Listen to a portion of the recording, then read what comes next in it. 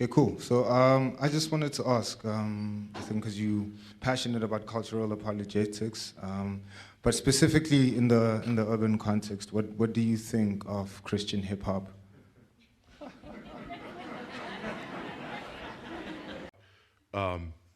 About hip hop, Christian hip hop. I'm not a fan of Christian hip hop. I'm not a fan of hip hop. Hip hop is a culture that I believe is antithetical to the gospel.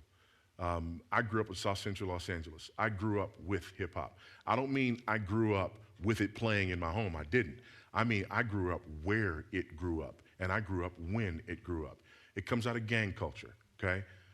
Hip hop has a music, it's mainly rap. Hip hop has a graphic art, it's graffiti. Graffiti was tagging for gangs to tag their territory. Hip hop has a dance. It went from popping and locking to now animating and other things like that. Hip hop has a language. It's slang.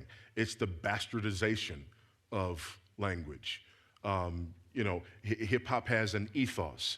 That ethos is aggressive. That ethos is arrogant. That ethos, shoots the middle finger at the culture. Much of it is degrading. It's degrading to women. It's not only degrading to women, it's degrading to men. You walk around with your pants sagging and people looking at your underwear. You got a hat, you got to cock it all to the side. Why are we doing this? It's not the best that culture has to offer. And we ought to be about the highest and best that culture has to offer. And so if we want to evangelize to people in this inferior subculture, then we ought to. But we do not drag the church down to this inferior subculture. So that's my opinion.